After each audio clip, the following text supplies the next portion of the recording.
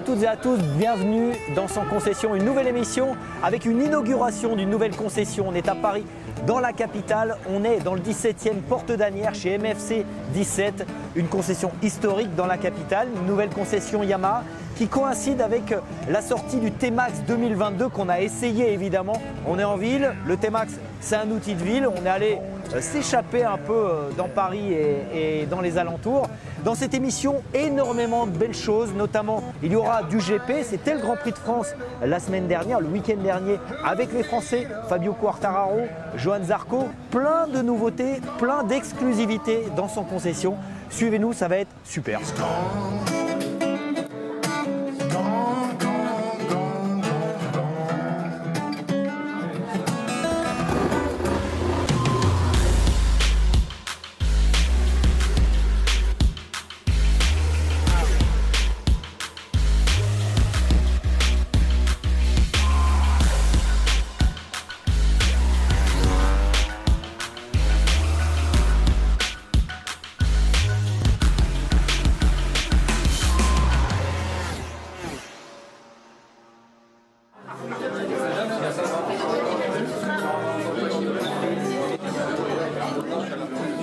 Salut Louis. Salut David.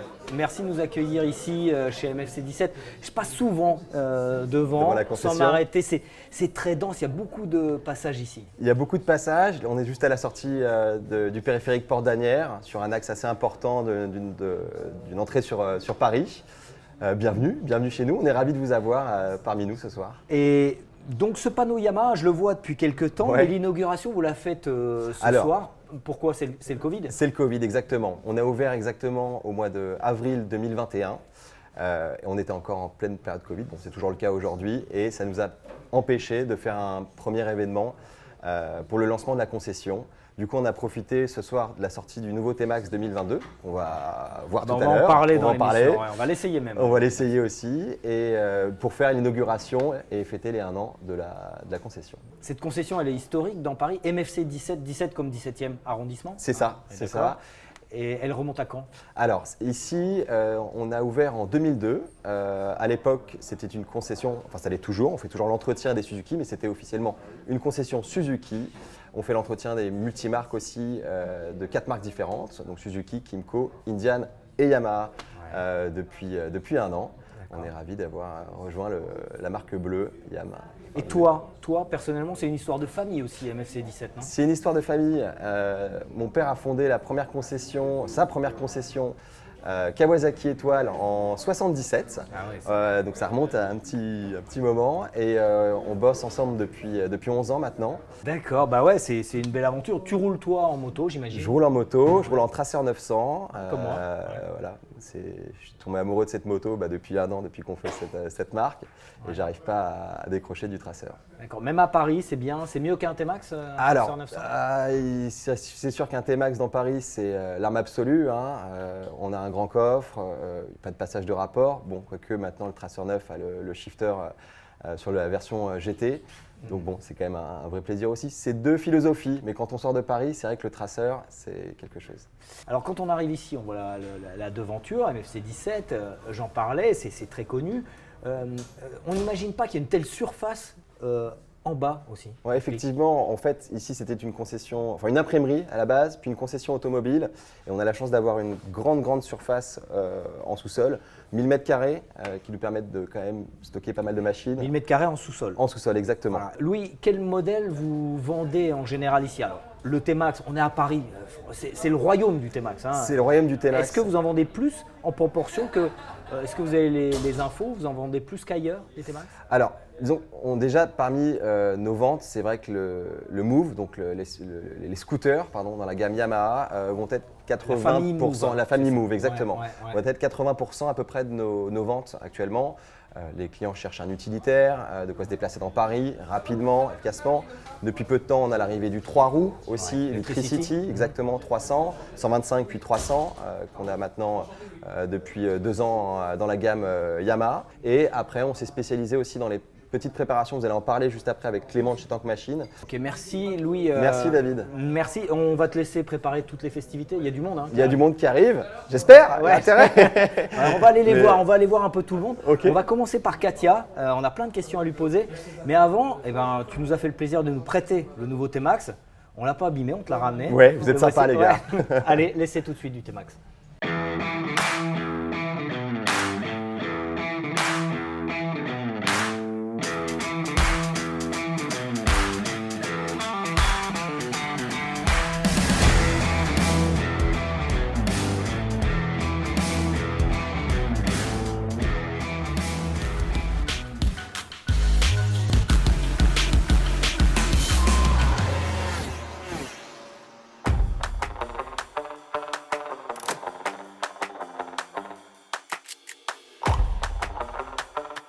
On a pris le guidon du nouveau T-Max, on s'est éloigné un petit peu de la concession. Le T-Max 2022, nouvelle version, 8e génération du T-Max. On s'est installé devant la fondation Louis Vuitton parce que c'est un peu un scooter de luxe. 15 100 € pour la version Tech-Max de ce T-Max. 8e génération puisqu'il y en a eu 7 avant. Le premier est sorti en 2001. Et d'ailleurs pour 2022, Yamaha a sorti une version jaune. Vous savez, le fameux jaune de la première version des T-Max. Bon là, c'est la grise.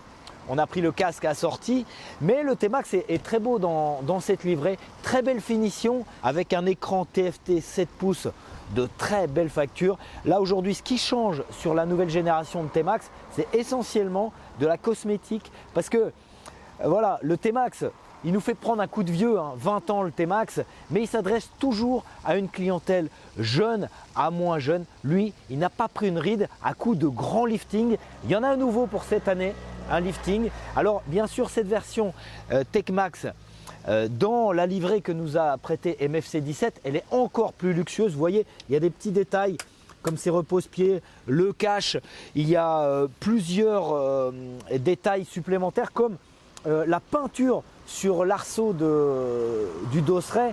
Alors bien sûr, on peut le personnaliser ce T-Max. Yamaha propose pas mal de pièces pour le rendre à son goût, mais ça reste le T-Max qu'on connaît avec ce moteur d'un peu moins de 50 chevaux qui n'a pas évolué mais qui reste toujours phénoménal en ville, pousse au crime même avec un bruit parfois agaçant pour ceux qui sont derrière ou à côté.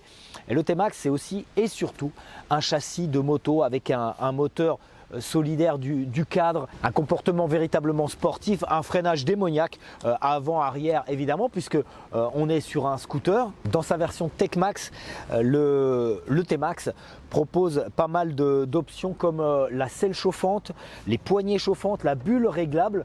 Donc pas mal de choses comme le régulateur de vitesse aussi, c'est des choses qu'on retrouve sur les grandes GT. Donc on est à la fois sur un véhicule urbain, sportif et GT. C'est-à-dire qu'on peut faire de la route, on est bien installé évidemment, c'est un scooter.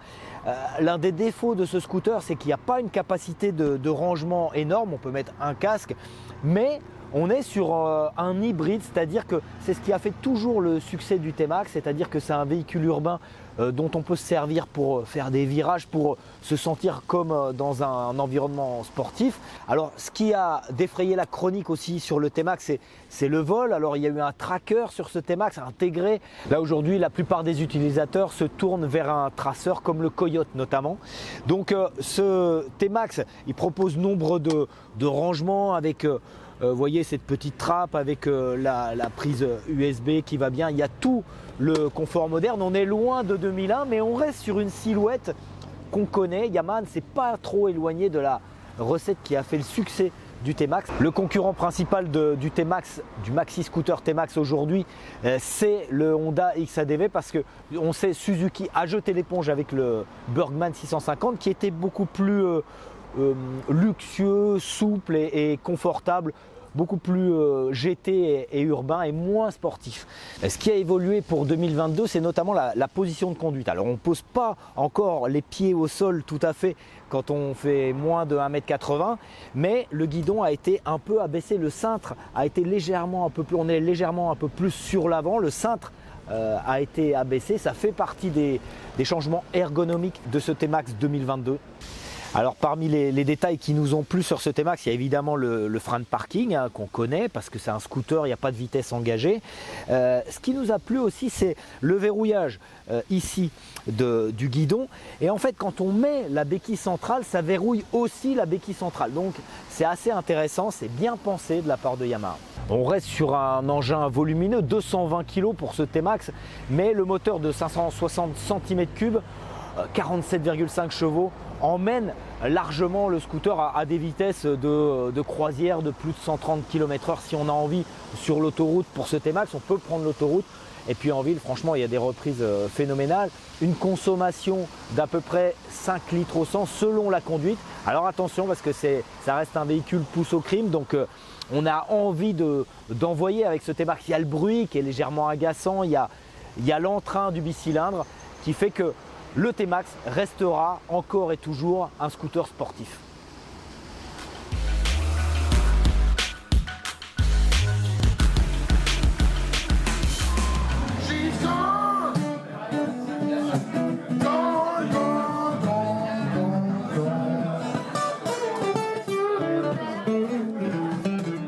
On s'est isolé dans une autre partie du magasin, on a laissé la soirée battre son plein. De l'autre côté, on est dans la partie où il y a pas mal de T-Max, c'est la famille Move. Tout à fait, voilà, la mobilité dans toute son excellence, surtout à Paris. Donc je crois que tu voulais me parler un petit peu du T-Max, oui, des attentes des clients. Exactement, je voudrais savoir un peu comment les clients se comportent et ce qu'ils attendent quand ils viennent acheter un T-Max en magasin. Comme le disait Louis tout à l'heure, le T-Max c'est l'arme absolue, notamment sur Paris. Et je pense que les clients attendent du T-Max beaucoup de confort, de la polyvalence, un look quand même assez sportif, de la puissance, de la connectivité. De plus en plus, on est dans une ère où la connectivité est importante. Et ce qu'il faut dire, c'est que le T-Max coche toutes les cases, et notamment en 2022, parce que donc, le T-Max a un nouvel écran 7 pouces connecté en couleur, avec donc la connectivité Garmin, donc la connectivité Bluetooth dans le casque, enfin la totale. Donc on a déjà vendu 84 000 unités de T-Max depuis la sortie donc, du produit. Donc autant dire que Ici à MFC ? Non, pas à MFC, mais en France. Et donc c'est signe quand même du succès du T-Max, qui est toujours un produit très attendu, une vraie icône, quoi. Donc on a de la chance parce qu'on a un super produit. Et c'est top. Nouvelle génération. 2022, nouveau coloris, voilà. Vous avez des gens qui viennent, qui vous posent plein de questions. Toujours. Le T-Max, l'année dernière, on a sorti donc, le T-Max 20e anniversaire, mais c'était incroyable, c'est parti comme du petit pain. Le T-Max trouve toujours sa clientèle, de plus en plus. En tout cas, merci pour ta connaissance du client. Et puis nous, on va se diriger du côté de Mirval, dans le sud de la France, tout près de Montpellier. On a essayé le dernier Roadsmart 4 de Dunlop, puisque Yamaha est en partenariat maintenant avec Dunlop. Tout à fait. On regarde ça. Bon.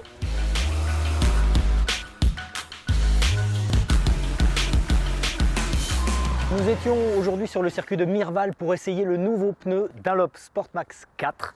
Et ce pneu remplace le Sportmax 3 qui est sorti en 2016. Alors pour cet essai, on avait une ribambelle de motos, on avait du petit roadster au gros trail en passant par des GT, on avait tout un tas de motos à disposition, un rêve pour tout motard, tout essayeur.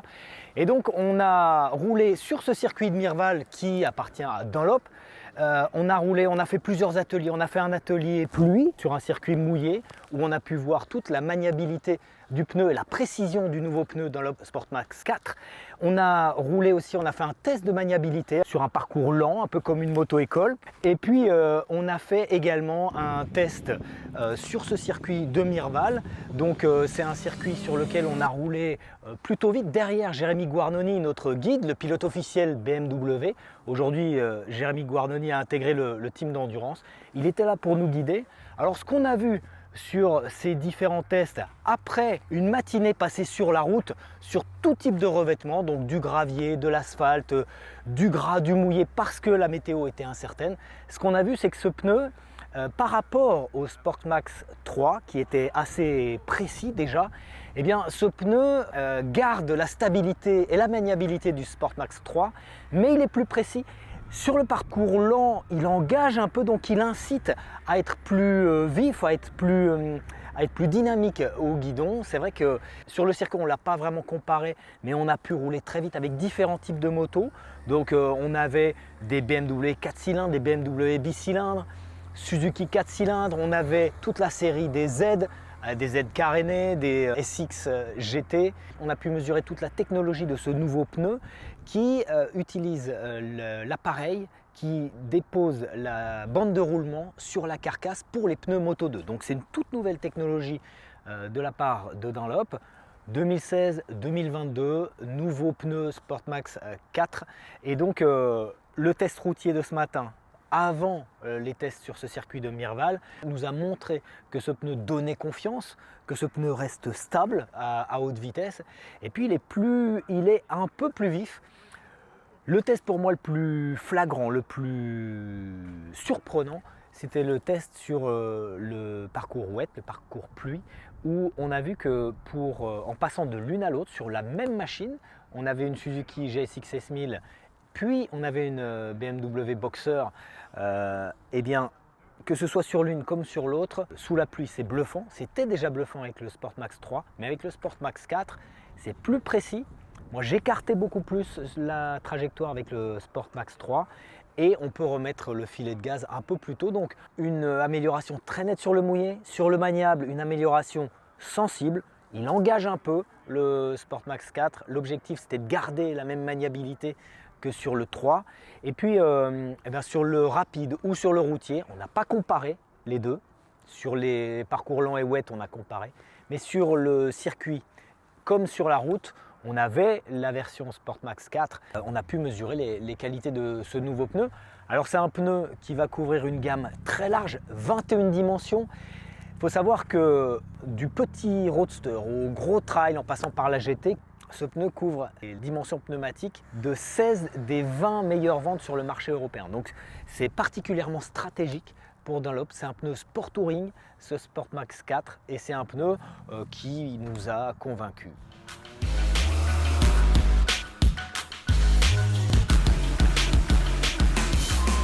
La fête continue, nous on a retrouvé Paul, on s'est un peu mis à l'écart, Paul, pour parler de la concession et des concessions Yamaha en général. Oui, bonjour David. Ouais. Eh ben, écoute, merci déjà pour l'invitation. Donc effectivement, on est à l'inauguration de MFC. Donc les concessions en général, écoute, le réseau Yamaha, tu le sais je crois, c'est 205 points de vente en France, dont les Dom-Tom. Et donc on a eu le plaisir d'ouvrir la concession de Marc et Louis Fouché-Créteau l'année dernière. Donc c'est une de ces 205, donc à une porte de Paris, ce qui est génial pour nous.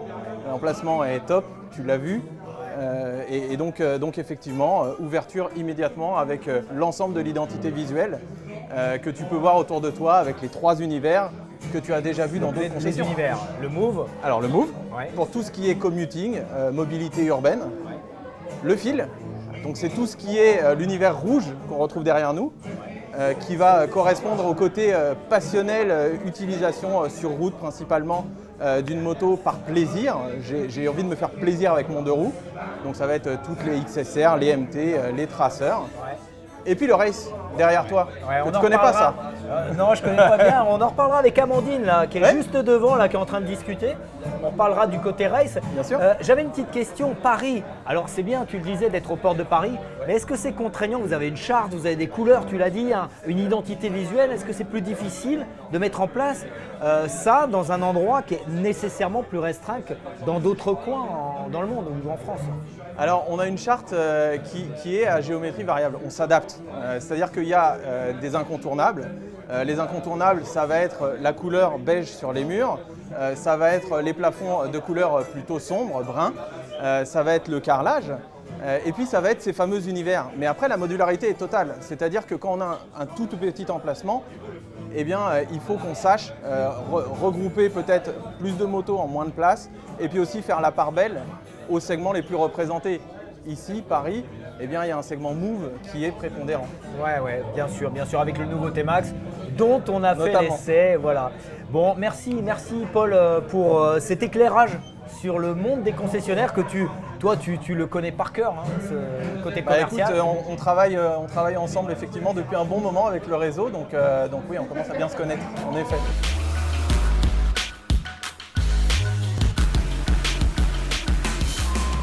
s'est extirpé de la soirée pour parler tranquillement avec Vincent Cerruti. Vincent Cerruti, on le connaît bien dans l'univers des médias. Tu nous parles un peu de ton actualité, Vincent? Je suis tous les matins sur M Radio, j'anime la matinale d'M Radio de 6h à 10h.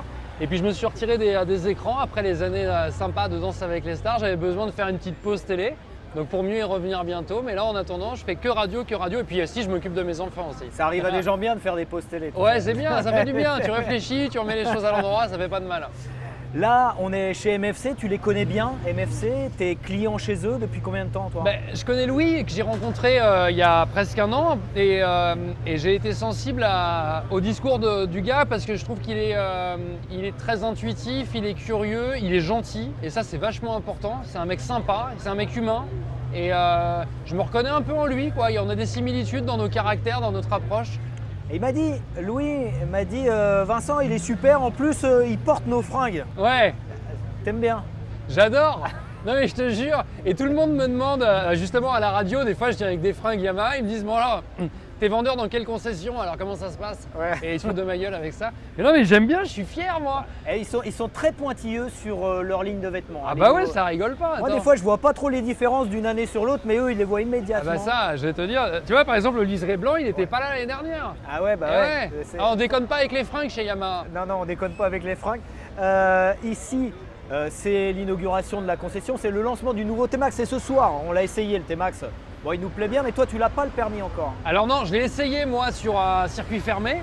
Je me suis éclaté, Ah ouais mais j'ai pas le droit. Mais j'ai pas le droit en ville. Bon voilà, parce que je peux conduire le Tricity 300 que j'utilise d'ailleurs tous les matins, tous les jours. Donc tu fais combien de bornes en banlieue parisienne par jour? Bah, je pars tous les matins. Je suis autour de Boulogne-Billancourt, donc les studios sont dans Gare de Lyon. Donc tu vois, ça fait pas mal de route. Je fais 250 bornes par semaine avec le Tricity 300. J'avais eu un accident de scooter gamin et j'avais loupé une priorité et ça m'a un peu refroidi, c'est comme le cheval, tu vois. Ouais. Et puis quand j'ai manifesté mon désir de remonter sur un deux roues, de refaire la bécane, Yamaha m'a dit essaie le Tricity 300. Et j'ai dit pourquoi pas, et c'est comme ça que ça s'est fait. Je me suis retrouvé sur un Tricity 300. J'ai fait un stage intensif chez Monneray pour justement pousser la machine dans ses retranchements et bien connaître son freinage, son accélération et voir un peu ce qu'elle avait dans le ventre. Il est large, il est imposant, mais il passe partout, quoi. Non, il passe partout. Tu fais de l'interfile avec? Ouais, je fais de l'interfile avec. Alors je fais pas le con, je suis prudent, je pense. Je fais attention. Une anecdote toute simple, mais j'avais des problèmes de dos. Depuis que je roule en Tricity 300, je te jure, je n'ai plus de problème de dos parce que je passe mon temps à me retourner. Je me retourne en permanence, tu vois, et ça fait travailler des muscles qui bossaient pas quand j'étais en bagnole, quoi. Si tu devais choisir une moto plutôt qu'un scooter dans la gamme Yamaha, tu prendrais quoi? Ça, c'est une bonne question. Un coup de cœur. C'est difficile, une R1, mais parce que je suis un gamin. Parce que je suis un gamin. Bon alors, tu as raté Fabio ce week-end, hein, parce que tu m'as dit que tu aurais bien voulu aller serrer la main à Fabio ou poser à côté de lui, tu m'as dit, avec ton beau polo. Il se fout de ma gueule, là. Donc tu l'as raté, mais par contre, le sport, tu t'y intéresses. Ouais. Le sport moto. Ah non, mais c'est clair. Non, mais le Grand Prix, je l'ai regardé évidemment à la télé, comme tous les autres Grands Prix. Il y en a un tous les week-ends, de toute façon, c'est facile. Vincent, tu m'as dit que tu allais chez Monneray. Hier soir, tu étais à l'inauguration de la première piste électrique. Ouais. Ah ouais, fou ça. Merci Vincent. Alors, on va retourner justement à Puteaux. Ah ouais. Nous, on en a profité pour interviewer un acteur de l'électrique là-bas. Une moto, une sorte de gros roadster électrique. On l'écoute tout de suite, c'est l'importateur de la marque Pink en France. Merci David.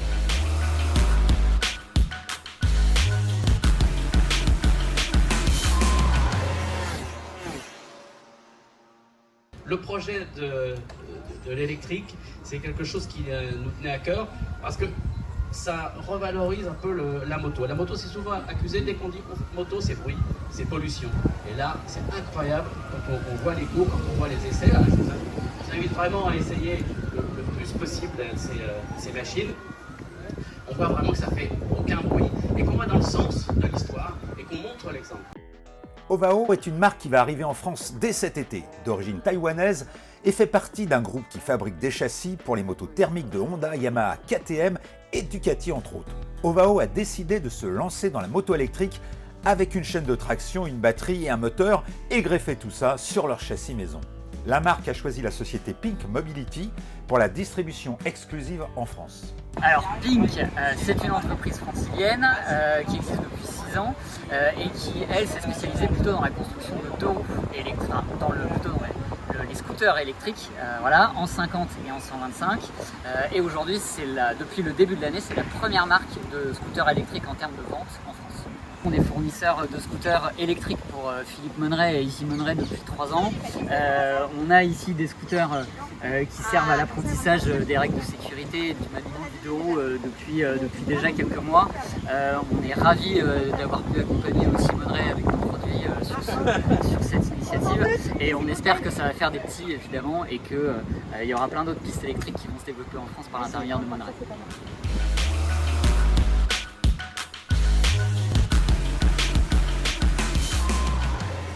On continue la soirée, on s'est un peu isolé, on s'est mis à l'écart de la soirée pour retrouver Amandine. Amandine qui travaille ici. Donc tu as un polo Yamaha, mais tu travailles chez Indian. Bonsoir. Bonsoir David. Voilà. Oui, je travaille. Et puis Apollo Yamaha parce que tu fais de la compétition, tu roules sur piste. C'est ça, je roule sur piste avec une R6 que j'ai récupérée du GMT 94, donc de Jules Cluzel. D'accord, bah ouais, on voit le numéro 94. Donc cette moto, elle est ultra préparée, elle est dingue cette moto. Oui, c'est une vraie pépite, une vraie fusée. Il manque plus que je me remette en jambe pour arriver à utiliser les capacités de la moto au maximum.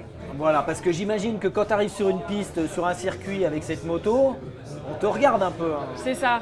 Alors, j'arrive pas avec ce carénage-là. Celui-là, on le garde, c'est sa robe de soirée. D'accord. Mais sur piste, on lui met un petit carénage d'entraînement, on passe un petit peu plus discret. Mais bon, le moteur parle de lui-même. Ouais, et puis tout l'appareillage, franchement, ça ne Oui. trompe pas quand même, malgré le carénage. C'est on ça, le voit. il y en a qui ont l'œil, ouais. Ouais. En effet. Ils posent des petites questions et bon. Et oui, que tu te remettes un peu dans le bain, parce que toi, ta dernière compétition, ça remonte à quelques années maintenant. Ça remonte à 2018, c'est ça. J'ai fait donc la Women's Cup en 2018. J'ai clôturé par le trophée Robert Doron, donc à Carole en 2018. Et du coup, ensuite, j'ai essayé donc de participer à l'Ultimate Cup. Donc ça sera le prochain challenge que je vais me donner pour, je pense, l'année prochaine. Et ton programme de la fin d'année, alors c'est quoi? Parce que là, donc cette année, tu t'es pas inscrite pour l'instant. Non. Tu as prévu d'aller sur des journées? Ouais, on a prévu Où ça? des journées à Dijon, des journées à Manicourt. Manicourt, c'est mon circuit de prédilection, c'est celui que je préfère. Et pourquoi pas, on verra, tenter à la fin d'année, on verra. Essayer peut-être une manche de compétition à Manicourt, voir si ça pourrait se faire, parce que forcément ça me manque, hein, la compétition au bout de quelques années. On a envie de ressentir la pression du départ, le sentiment, tout ce qui se passe à la fin de la course aussi, c'est super, donc Ouais. que ça revienne. Ici, la concession, il s'intéresse un petit peu à ton attrait pour la compétition. Ouais, et te suivent. ils sont vachement derrière moi et ils sont intéressés pour me soutenir et pour sponsoriser à l'avenir pour participer à une manche à leur couleur. Bon bah, merci Amandine, puis on se retrouve sur circuit, d'accord? Avec grand plaisir, à bientôt. À bientôt. Nous, on se dirige sur le circuit du Mans, où a eu lieu le championnat du monde MotoGP. L'événement, c'était le Grand Prix de France avec les Français Fabio Quartararo et Johan Zarco. On regarde tout de suite le débrief.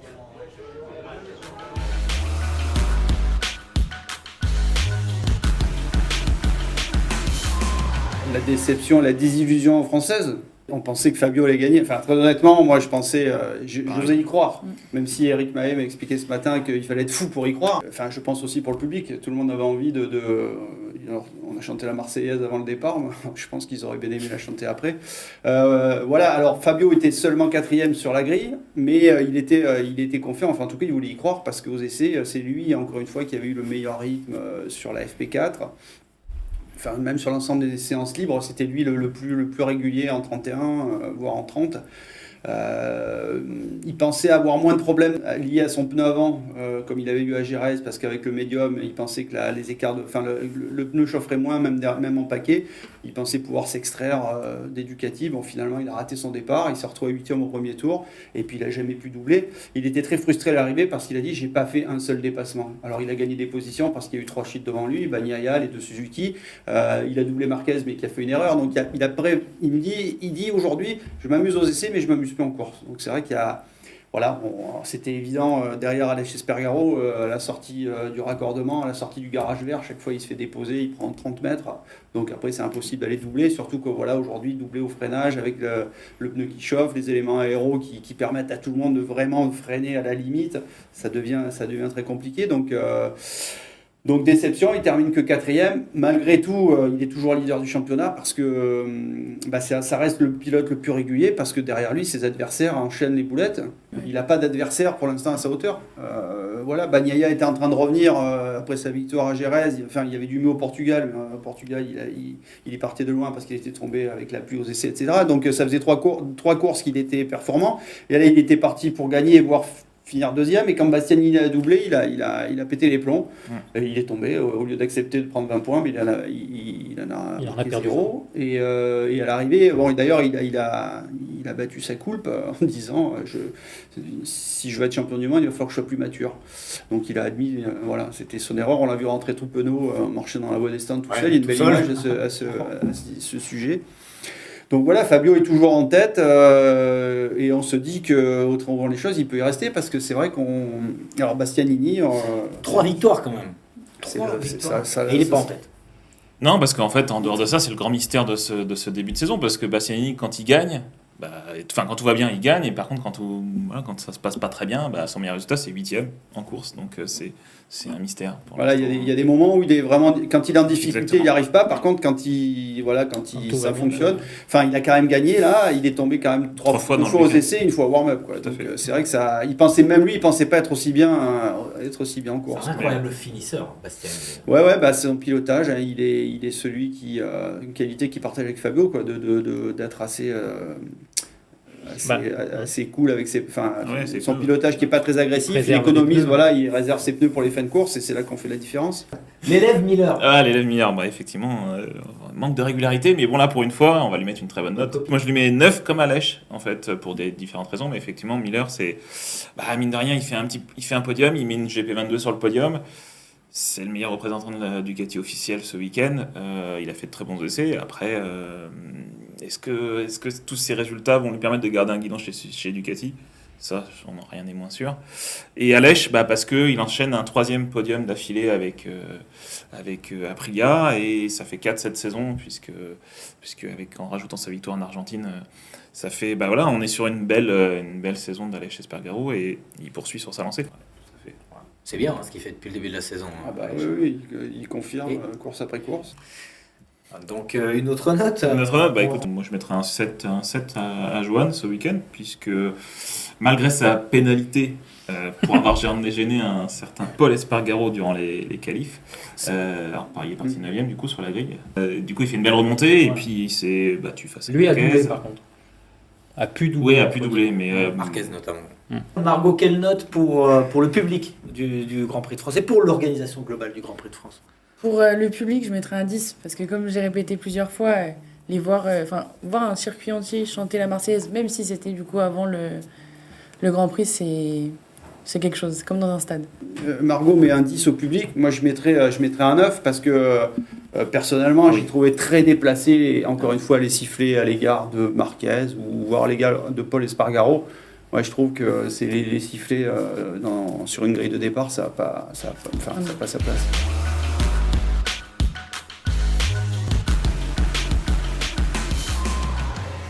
Retour chez MFC 17 avec Clément de Tank Machine. Salut Clément. Salut. Donc tu es venu nous présenter 3 Yamaha. J'ignorais que tu faisais des Yamaha parce que moi je te suis, je vois tes réalisations sur base de BM, d'Indian. Exactement. Et d'ailleurs Indian, tu bosses avec MFC. MFC, oui, c'est un partenaire depuis de longue date. Et je leur réalise des customisations sur base d'Indian et de Suzuki auparavant. Et puis là, c'est une grande première, c'est une exclue. On présente des préparations sur base de Yamaha. D'accord. Et donc, tu les as amenés ce soir ? Ce soir, pour l'événement, et présenter un peu notre travail et notre partenariat ensemble. Donc, on a travaillé sur une MT-07 façon racing.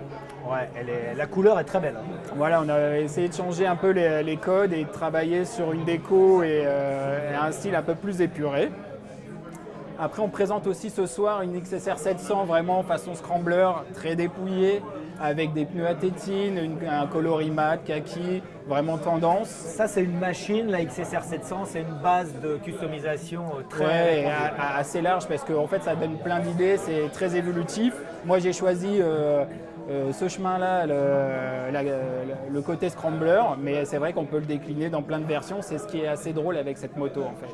Ouais, elle est très belle avec un échappement là. Petits échappements, super trap, le côté un petit peu vintage, un peu tracker, de la bande thermique, du colorimat, une belle sellerie. Alors on reste dans la famille XSR, mais là la toute petite c'est celle-ci. On ne croirait pas qu'elle est toute petite. On ne croirait pas qu'elle est toute petite. Alors là c'est une toute dernière machine qu'ils nous ont confiée, une 125. C'est vrai que j'ai fait mes débuts beaucoup sur les petites 125 et là je retourne un peu à mes origines et je leur ai sorti cette XSR 125 un peu pimpée, façon épurée et au code actuel.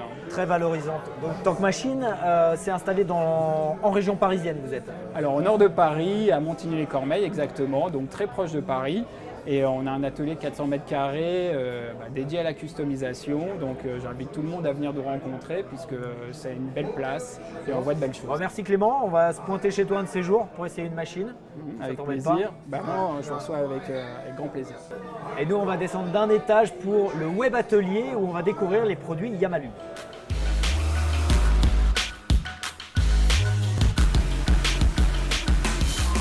Bonjour, nous sommes dans l'atelier de MFC, Paris 17e. Que ce soit à Paris ou en province, Yamaha est capable de fournir toute une gamme de produits pour entretenir les motos, les scooters, les 4 roues, les quads, les SSV. Au niveau des consommables, on fournit des produits pour entretenir les plaquettes, les courroies, les moteurs, les cadres, les roues.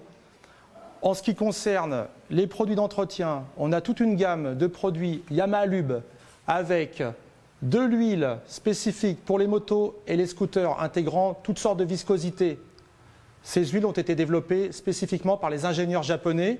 On a les liquides de refroidissement spécifiques pour chaque machine. On a également des produits d'entretien pour les carrosseries, du silicone, mais également pour les motos, pour protéger les plastiques contre l'humidité et l'usure du temps. On a également nos produits cleaning gel qui permettent de nettoyer intégralement sa moto sur n'importe quelle aire de lavage. On a également l'huile de fourche avec des viscosités spécifiques pour les motos et pour les scooters. Et enfin, on va jusqu'à proposer un produit d'entretien visière pour le confort et la sécurité du motard.